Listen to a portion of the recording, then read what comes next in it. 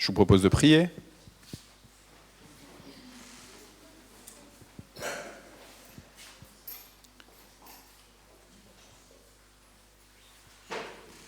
Seigneur notre Dieu, nous t'avons invoqué par nos prières, par notre louange. Nous aspirons, Seigneur, à entendre ta parole. Nous reconnaissons que nous sommes affamés. On a beau avoir déjeuné, petit déjeuner. On a faim et on a soif de ce qui ne tarit pas, à savoir toi et ta présence, toi et ton amour, toi et ton royaume. Face aux doutes, face aux peurs, nous confessons que toi seul peux combattre pour nous, que toi seul peux nous relever, que toi seul peux affronter les tumultes, les épreuves de nos existences, que toi seul peux donner un sens à notre présence sur cette terre. Oui, nous t'invoquons, Seigneur, et nous aspirons à ce que tu nous parles ce matin, pour que nous puissions vivre selon tes projets. Amen. Sœurs et frères, on poursuit notre cycle sur le Dieu des émotions de Dieu. Et aujourd'hui, on va lire un passage un peu plus long que la semaine dernière. La semaine dernière, je ne sais pas si, pour ceux qui n'étaient pas là, le pasteur Julien, qui était notre invité, il a prêché à partir du verset, il disait le plus court de la Bible. Est-ce que quelqu'un se rappelle quel était ce verset le plus court de toute la Bible ? Jésus pleura. De Jésus pleura. Donc là, le passage est un peu plus long, mais il n'est pas non plus très, très, très, très long. Donc, en l'Évangile selon Marc, merci Dominique de l'avoir affiché. Le soir de ce jour-là, Jésus dit à ses disciples, « Allons de l'autre côté du lac. » Ils quittent la foule, tous ensemble, et les disciples font partir la barque dans laquelle Jésus se trouve. Ils quittent la foule, et les disciples font partir la barque dans laquelle Jésus se trouve. Et il y a d'autres barques à côté d'eux. Un vent très violent, une tempête, se met à souffler, les vagues se jettent sur la barque, et beaucoup d'eau entre déjà dans la barque. Jésus est à l'arrière, il dort, la tête sur un coussin. Ses disciples le réveillent et lui disent « Maître, nous allons mourir, cela ne te fait rien ?» Jésus se réveille, il menace le vent et il dit au lac « Silence, calme-toi !» Alors le vent s'arrête de souffler et tout devient très calme. Jésus dit alors à ses disciples « Pourquoi est-ce que vous avez peur ? Vous n'avez donc pas encore de foi ?»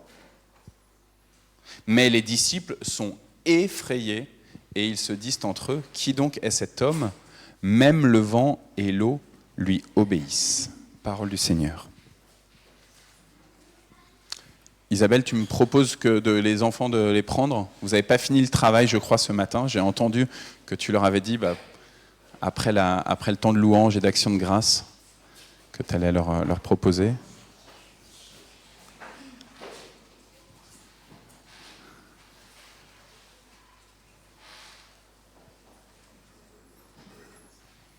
Noam, Gabriel, si vous avez envie d'y aller, vous pouvez y aller. Vous êtes libre.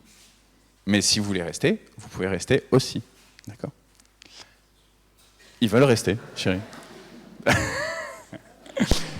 Non, ils veulent partir. Non, mais sentez-vous libre, les garçons. Si vous voulez écouter la prédication, elle peut être pour vous.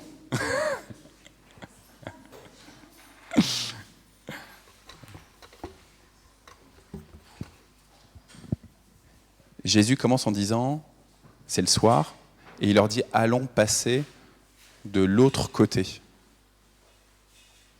Là, on est le matin, ok, il est 11h40 déjà ? Non. 11h40, oh là là. Il est 11h40, et Jésus te dit à toi, allons passer de l'autre côté. Est-ce que tu es prêt, avec Christ, à prendre le risque de passer sur l'autre rive ? Est-ce que tu es prêt ? On est dans l'évangile selon Marc, on est au tout début de l'évangile selon Marc, on est au chapitre 4. Et à ce tout début, Jésus te dit, peut-être que tu as des balbutiements de ta foi, peut-être que tu es un ancien de la foi, mais là, tu es en train de sentir qu'il y a quelque chose de nouveau qui est en train de se créer dans ta relation avec Dieu. Et Jésus te dit à toi, est-ce que tu es prêt à aller de l'autre côté du lac avec moi ? Est-ce que tu es prêt à prendre le risque de monter dans une barque et d'aller sur l'autre bord ? Est-ce que tu es prêt à vivre une vie nouvelle avec moi ?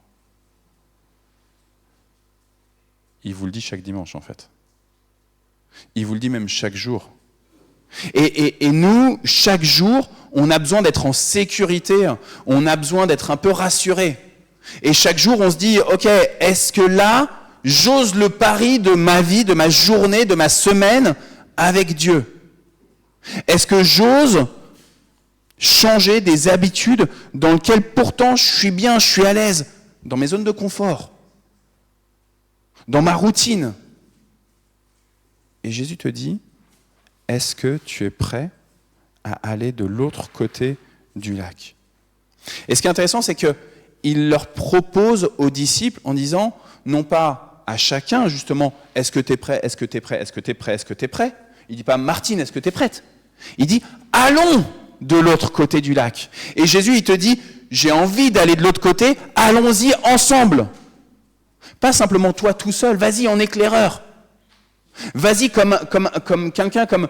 Vous savez, quand les Hébreux, ils sont dans le désert, ils savent qu'ils doivent aller en terre de Canaan, et il y a des personnes qui sont envoyées comme des espions, comme des éclaireurs, comme ça. Allez-y, allez voir pour nous. Nous, on attend, pour l'instant, on est en sécurité, allez-y pour nous. Et ils y vont, et ils reviennent, en fait, ils sont effrayés. Ils disent, oh, il y avait des géants là-bas, on va se faire bouffer, on va se faire dévorer, c'est foutu. N'y allons pas. Pourquoi ils réagissent comme ça ? C'est parce qu'ils sont allés là-bas, finalement, tout seuls, par juste leur propre force. Et Jésus, il dit, allons de l'autre côté. Est-ce que tu es prêt aujourd'hui à aller de l'autre côté du lac avec Jésus ?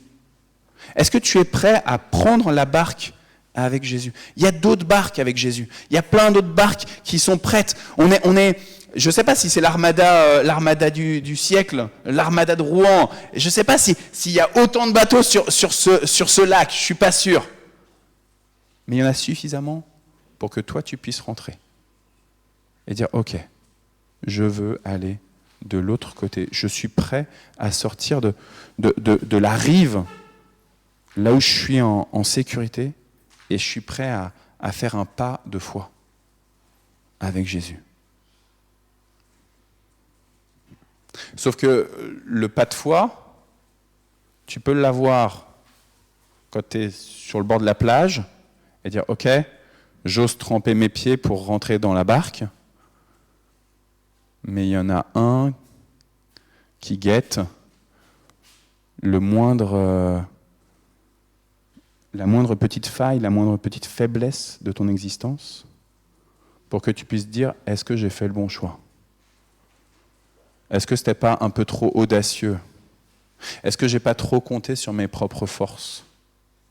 Est-ce que finalement, là, j'y suis allé en pensant que Jésus venait avec moi ? Est-ce que j'y suis pas un peu... Est-ce que j'ai pas un peu imaginé que finalement cette voix qui me disait « Va, on est prêt à aller sur l'autre rive. On est prêt, allons-y ensemble ». Est-ce que en fait, c'était pas la voix de l'ennemi de Dieu, de Satan ? Ça vous fait ça des fois ? Ou vous osez comme ça prendre le risque de changer des habitudes, de modifier votre agenda. On a tous des agendas qui sont déjà complets. Hein. Même quand on est à la retraite, même quand on peut... je regarde vers toi, Nicole. Hein. même quand on peut se dire « Ah, c'est bon, tu travailles plus ». Oh là là là là. Quand j'étais au téléphone, Nicole, tu me dis « Le lundi, on a le rendez-vous chez le médecin, ceci. L'après-midi, on a ci. Le mardi, on a ça. Et oh là là. » Et je me dis « Mais l'agenda de ministre de Nicole, Lydie et Alain, oh là là là là. » Moi, j'ai l'impression de ne pas faire grand-chose à côté de toi. Et Dieu te dit, est-ce que tu es prêt à bouger l'agenda pour aller sur l'autre rive avec moi? On a tous quelque chose à faire demain. Est-ce que tu es prêt demain à complètement bousculer ce que tu avais planifié pour aller sur l'autre rive? C'est ça la question là, que Jésus te pose. Pas pour y aller tout seul, hein. Allons sur l'autre rive pour y aller avec lui. Et donc, peut-être que tu vas le faire ce pas de foi, sauf que là, on est dimanche, on n'est pas encore lundi matin. Et entre maintenant, dimanche, 11h40, et lundi matin, 8h, où tu dois prendre l'avion pour aller je ne sais pas où, pour partir comme missionnaire, parce que Dieu t'a dit, là, dans le secret, dans ta conscience, dans l'intimité de ton cœur, dans ce cœur à cœur avec Dieu, eh ben, il te dit, je te veux là demain matin, eh ben, il se passe quand même quelques heures. Et moi, ça m'arrive d'oser quelque chose, et puis après de me dire, mais en fait, Arnaud, c'est juste toi qui as imaginé. Et le diable, il est là, et il en profite. Et il sème le doute. Il sème le doute. Est-ce que j'ai bien fait de prendre mon billet d'avion? Est-ce que j'ai bien fait de prendre... je vous donne un exemple comme ça, je profite qu'Isabelle n'est pas là. J'ai pris il y a quelques mois un billet pour aller à un concert avec elle, un concert du Monde, hein, et c'est un jeudi soir. Et c'est cette semaine, je me suis dit, mince, j'ai personne pour garder les enfants ce jeudi soir, comment je vais faire? Et donc je dis aux enfants, qu'est-ce que vous en pensez? Est-ce que c'est bon que j'ai une soirée en amoureux avec votre mère, temps de qualité, et que vous vous retrouviez à la maison, peut-être avec quelqu'un, babysitter, peut-être 100 personnes, je ne sais pas encore ce qu'il faut penser. Et là, ce coup, je me suis mis à douter. Et je me suis dit, mais ça se trouve, ce billet de concert, ces 2 billets de concert, il faut peut-être que je les donne à quelqu'un. Parce que peut-être que c'est mieux que je sois un bon père de famille en étant présent pour mes enfants. Et vous voyez, on n'est pas avec Dieu là. Hein, mais juste pour vous dire, d'un coup, on se met à douter. Il y a quelques semaines, j'ai dit à Samuel, écoute, je sens qu'il faut qu'on relance un parcours alpha. Et en même temps, à peine dit à Samuel, je dis, j'ai l'intuition, mais à peine dit à Samuel, j'ai commencé à me dire, mais en fait, est-ce qu'on aura l'équipe qui organise ?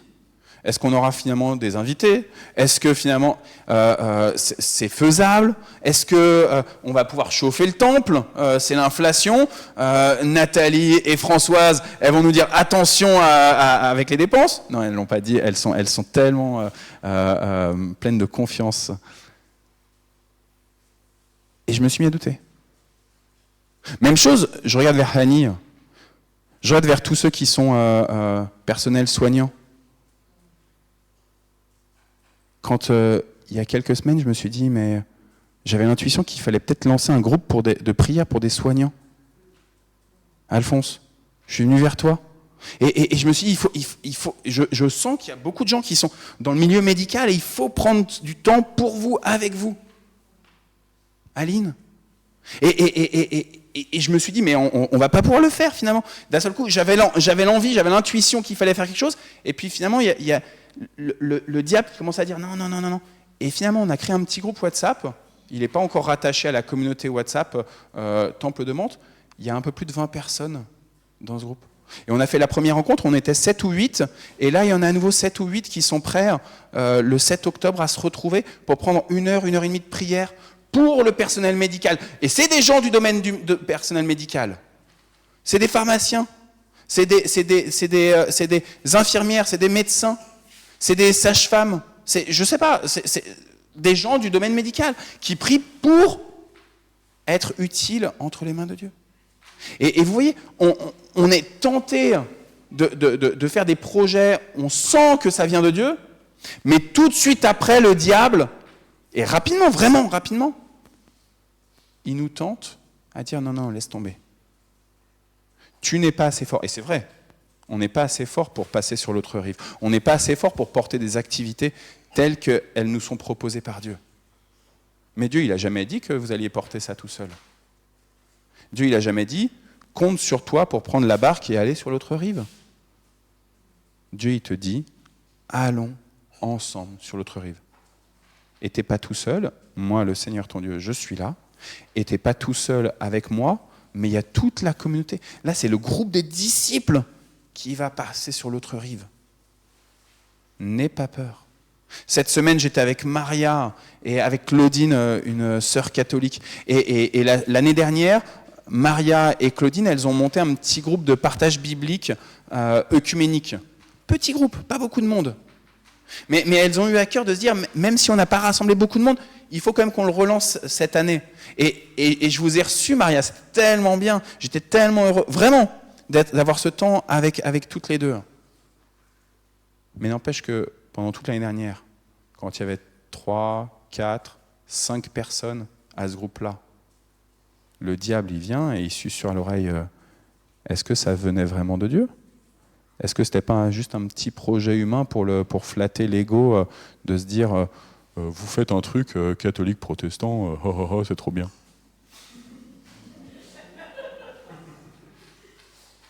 Et qu'est-ce que tu fais quand le diable il commence à envoyer ses flèches ? Quand une tempête commence à s'abattre sur la barque dans laquelle tu es ? Qu'est-ce que tu fais ? Quand la maladie te touche ? Qu'est-ce que tu fais quand ça tombe comme ça et ça déchire tout ? Les disciples, ils sont là. Leur réaction, elle est d'invoquer Dieu. Vous connaissez tous l'histoire de Jonas ? Jonas, le prophète, Dieu lui dit, tu vas aller à tel endroit, tu vas aller leur annoncer ma parole. Jonas, il a peur, il ne veut pas y aller, il prend un bateau, il va à l'exact opposé. Et finalement, Dieu, il envoie une grande tempête. Et pendant que Dieu envoie une grande tempête, Jonas, il dort. Et si Dieu, il envoie une grande tempête, nous dit le livre de Jonas, c'est à cause de Jonas. C'est parce que Dieu, il veut que Jonas, il accomplisse sa mission d'aller à l'endroit que Dieu avait prévu pour lui. Mais Jonas, il préfère dormir. Et pendant que Jonas, il dort, tous les autres passagers du bateau, ils invoquent Dieu, leur Dieu. Ils ne connaissent pas le Dieu unique 3 fois saint. Mais chacun invoque son Dieu. Et là, les apôtres, les disciples de Jésus, ils sont juifs. Ils connaissent le Dieu unique. Mais qu'est-ce qu'ils ont envie de faire ? Ils ont envie de dire, allez, tous ensemble, hé, on va crier vers Dieu, allez. Et ils voient Jésus qui dort. Alors ils le réveillent. Réveille-toi, on va crier vers Dieu. Si on est plusieurs à crier vers Dieu, Dieu, il nous entendra plus. Oh Dieu !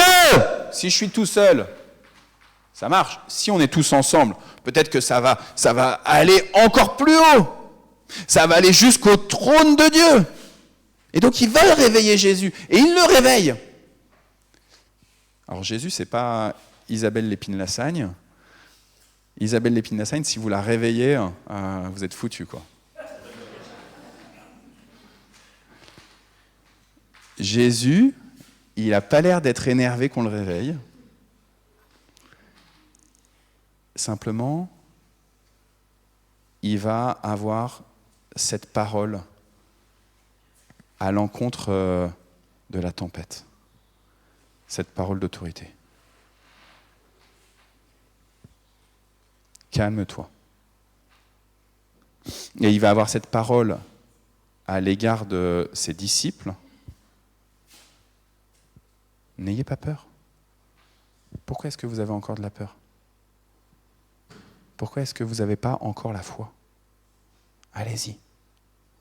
Passez sur l'autre rive. C'est ça que Jésus est en train de dire. Passe sur l'autre rive, celle de la foi, celle de la confiance, que je règne. Eux, ils se sont adressés à Jésus, c'est leur maître, mais ils ne pensent pas que Jésus, il est Dieu. Ils ne pensent pas que Jésus, il a autorité sur les éléments. Ils ont envie que Jésus, il crie vers Dieu avec lui, avec eux. Vous comprenez? Crions tous ensemble. Hé, hé, hé. Comme une manifestation, hein? Si on crie plus fort, Emmanuel Macron va nous entendre.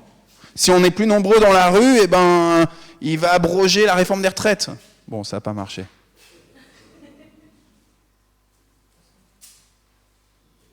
Et Jésus leur dit, est-ce que vous n'avez pas encore la foi là? Est-ce que vous n'avez pas encore la confiance que j'ai autorité, moi, Jésus-Christ, votre maître, que j'ai autorité pour parler à tous les éléments? Franchement, moi je trouve ça fou. Hein. Le gars, il dit à la tempête, au vent, de se calmer et le vent se calme. Alors déjà, moi, si je dis à Stancy, Stancy, calme-toi, je ne suis pas sûr que Stancy va se calmer. Donc si je parle à un humain, mais de là à parler à un élément qui n'a pas d'âme, comme le vent, c'est comme si je dis « Hé, porte du temple, là, ouvre-toi !» Porte du temple. Marilène, essaye d'ouvrir la porte discrètement. Vous voyez ? Je doute de moi-même, je ne peux pas dire à la porte de s'ouvrir. Sauf que Jésus, c'est ce qu'il fait. Il dit au vent, hop, allez. Pourquoi ? Parce que Jésus, il est Dieu. C'est une preuve pour moi réelle que Jésus est Dieu à ce moment-là. Il a autorité pour parler à tous les éléments. Je vous donne un petit secret, ce n'était pas le but là, de la prédication, mais Jésus il va vous dire, si vous avez la foi comme une graine de moutarde, vous allez pouvoir parler vous aussi aux éléments inanimés. Et vous allez pouvoir aussi dire aux éléments inanimés de se calmer, la tempête, ou de se déplacer. Il va dire à la montagne, vas-y Noël.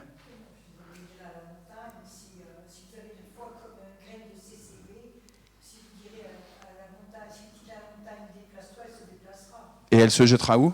Elle se jettera dans la mer. Amen. Jésus, il est monté et il est avec toi dans la barque là. Et il te dit, vas-y, fais confiance. Va jusqu'au bout de la confiance. C'est complètement irrationnel. Mais je suis le Dieu du rationnel et le Dieu de l'irrationnel. Je suis le Dieu des sages et le Dieu des fous. Je suis le Dieu qui règne sur toute la création. C'est complètement irrationnel, la création. On a beau dire, elle est bien organisée. Mais d'où c'est sorti ? Et d'où c'est sorti que vous ressemblez à ce que vous ressemblez ? Pourquoi vous n'avez pas 4 bras ? Ça serait pratique d'avoir 4 bras. Pourquoi vous n'avez pas un cerveau comme dans Mars Attacks ? Vous savez, ils ont des têtes comme ça, avec un énorme cerveau. Pourquoi est-ce qu'il y a des gens qui ont telle maladie ou tel handicap ? C'est complètement irrationnel. Mais Dieu te dit, je suis le Dieu qui t'a désiré et qui a désiré le monde qui est autour de toi. Pourquoi est-ce qu'on a des ennemis ? Pourquoi on n'est pas dans le monde des bisounours ? Et Dieu te dit, je veux diriger ce monde. Je suis le Seigneur, ton Dieu, et je suis avec toi dans ta barque. Malgré la tempête, malgré le fait que l'ennemi, il essaye de te faire douter, Dieu te dit, ma parole est unique et elle demeure jusque dans l'éternité. Aie confiance, vas-y. Déménage si tu as besoin de déménager, vas-y. Tu as l'impression qu'il n'y aura pas assez de bras, tu vas voir. Je vais envoyer des ouvriers. Supplie-moi et je vais t'envoyer des ouvriers pour la moisson. La moisson, ce n'est pas uniquement d'annoncer l'évangile aux 4 coins de la terre, c'est de prendre soin de la personne qui est à côté de nous. C'est d'être au téléphone pendant une demi-heure alors que vous n'aviez pas prévu d'être au téléphone pendant une demi-heure. Moi, ça m'arrive des fois, Martine, je pense à toi, mais à coup de pas. Il y a des fois où Martine elle me téléphone, on a une demi-heure de discussion, et puis 5 minutes après, à avoir raccroché, Martine me rappelle. Et là, je vois le téléphone, et je me dis, ouais, je me mets à nu avec mes failles. Et je me dis, est-ce que je décroche ou pas? Est-ce que je reprends encore une demi-heure avec Martine ou pas? Alors, j'hésite, je suis en train de travailler, qu'est-ce que je fais? T'étais anxieuse pendant les vacances.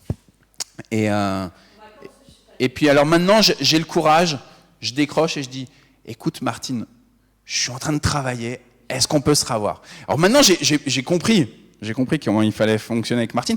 En fait, ça sert à rien de laisser le téléphone sonner sans le décrocher. C'est pas respectueux. Si Dieu me dit, tu dois aimer ta sœur Martine, et tu dois décrocher le téléphone, eh ben vas-y, décroche. Mais dis-lui aussi que c'est peut-être pas le moment.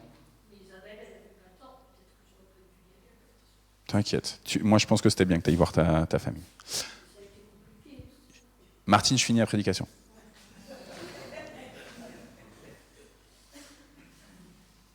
Dieu te dit, vas-y, on y va jusqu'au bout, et ton agenda, on le soumet à moi, le Seigneur. Ton travail, on le soumet à moi, le Seigneur. Ta famille, on la soumet à moi, le Seigneur. Ta vie même, on la soumet à moi, le Seigneur. Allons-y ensemble.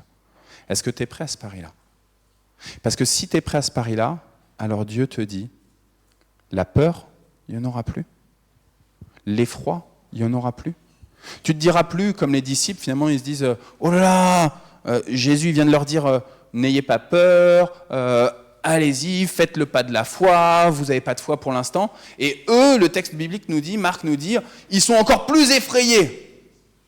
Ils sont encore plus effrayés, ils ont encore plus peur.